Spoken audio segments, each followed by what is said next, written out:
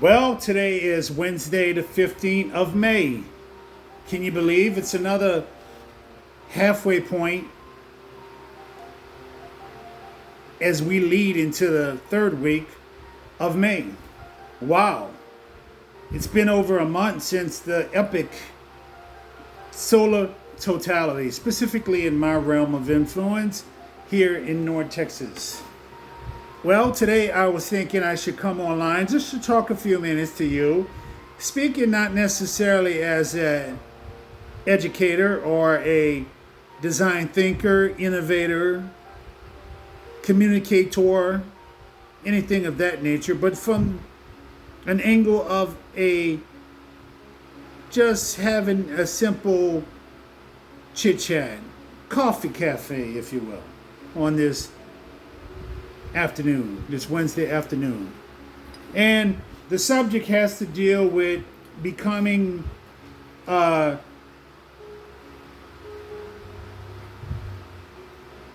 than effective designer, innovator, design thinker. Many of you, we've had the chance to converse via phone, email, WhatsApp, instant messaging, and out of the discussion came the notion of becoming more effective, more cutting edge, more of a top-tiered professional practitioner. And I'm talking to you now, of course, because you have what it takes. I've been observing you. I've been watching you.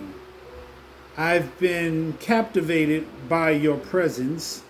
And I'm very astounded by how many of you, so many, have mastered the rudiments, the fundamentals, the basic tenets of design thinking, creativity, innovation,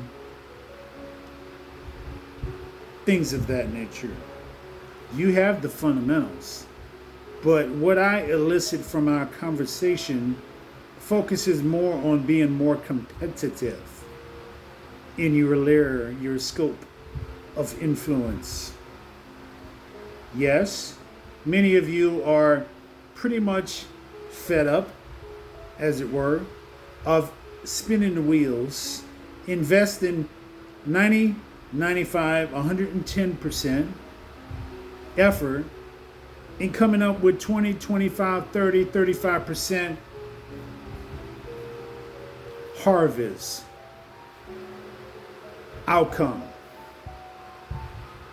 So I'm glad you have come online and taken your time to listen to what I have to share. Coming from a vantage point of somebody, as you already know, I have my credentials, my undergraduate degree in computer information systems, master's degree in adult professional development leadership studies, which focuses more like on the rudiments, the essentials, the techniques, as it were, of becoming a more optimized professional practitioner. And of course, my doctoral studies in human-centered design and innovation under the auspices of computing, engineering, sciences. And of course, I have my certification. I'm a certified life coach, a certified positive belief therapist, certified in responsible conduct for research for engineers and innovators, certified in intellectual property, and certified in user experience design, where we deal with user personas, user experiences, user journeys, user pain points, all with the purpose of crafting a system that alleviates the pain of the users and catapults them from level 1 to level 2, 3, 4, 5, etc. Back to the purpose, where we're talking about what it takes. Now, I'm speaking, again, having a coffee chit-chat, about talking about becoming more cutting edge. As mentioned before in several of my videos, I have a military background. I am literally a third generation veteran, foreign wars, U.S. military. Going back 2 generations, we have World War II. 1 generation, we have Vietnam, and myself. I'm also very skilled, very savvy in a mixed martial arts, not necessarily for training to compete in some kind of competitive event for a trophy, a ribbon. No. My training was more survivalistic, military, hand-to-hand type, special training for military forces, if you will. And in the process of me earning those accolades, my matriculation from one belt, one level to the next, which is again more mental than physical, more focused on self-mastery as opposed to defeating an opponent. So, what was required is, number 1, a commitment from the start. Are you committed to becoming that great designer? Are you willing to go the extra mile to not only master, revisit the fundamentals, but also assess and evaluate how the fundamentals apply to your situational context? Commitment. Will you stick the course? Stay with the course until you reach the finish line. Commitment. Number 2 is agility, 2 sides of one coin. So I have to point that out. It's one coin. On one side of the coin, we have agility. On the other side of the coin, we have humility. Agility has to deal with dexterity and aptitude for being able to shift and modify to adjust yourself according to the vacillating situations, etc. Being mentally agile, that when you have anticipate an expected outcome and things happen that might deviate you from your course, are you agile enough to make the necessary course correction? On the other side of the coin, we have humility. Willingness to acknowledge where you fall short, to admit the fact that we don't know everything. Even myself, all my credentials, my doctorate, military, martial arts, mixed martial arts, I don't know everything. To be knowledgeable does not mean to be a know-it-all. I have to repeat that. To be knowledgeable doesn't make you a know-it-all. In other words, you haven't mastered everything, but in your specific locus of expertise applicable to your craft, you are second to none. You can stand your ground 10 toes down, and you can hold your own. You can speak up and articulate effectively with clarity. Many of you are very eloquent, masters of oral communication. Yes, you know that you can communicate and hold a debate regarding your craft. So we have, again, agility, humility.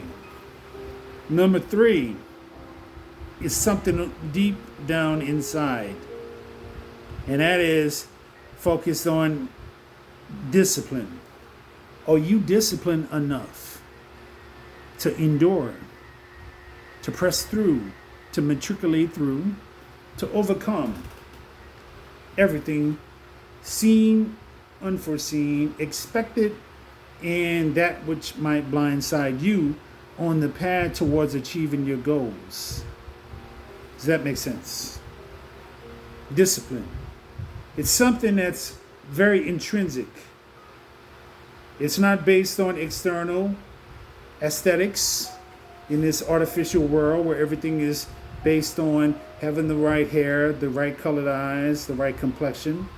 But it's something ephemeral and ethereal that comes from within.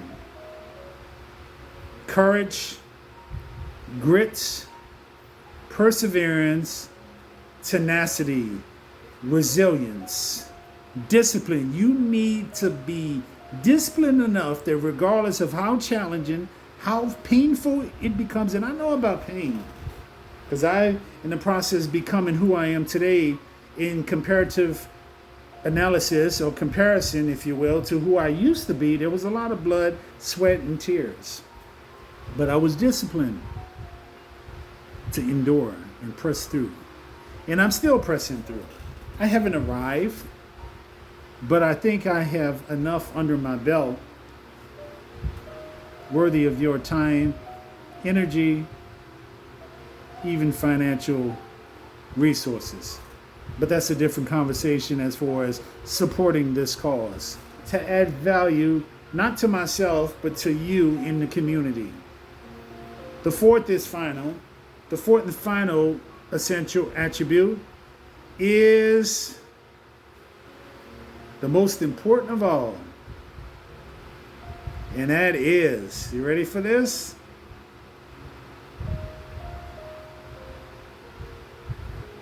And that is confidence.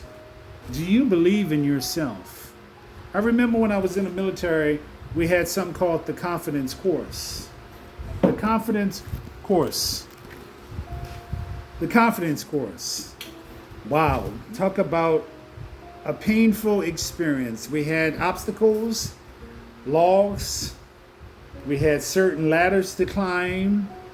We had mud pits. We had looked like something you would see, the rope hanging, like in a movie where you have to swing from one side of the river to the other side. Sometimes you fall in, have to start over. Things of that nature. Confidence. We had a confidence course where it tested your mental. It was like enduring the fire, the crucible, which separates gold from silver and silver from all things artificial. We call it alloy. It took confidence to believe deep down within that I have what it takes to endure. It's going to take confidence to become that next level designer. So we come to the conclusion. Thank you for your time and attention. Smash that like button. Put a like. Put a hand clap. You celebrate this. Put a light that you're illuminated. A heart that you feel like I'm speaking to you. Share it with your friends, your family, your associates, your colleagues, even your foes. This is for all of you, my high vibrational professional practitioners. I am Dr. Shane J.C., and I'll talk to you again soon.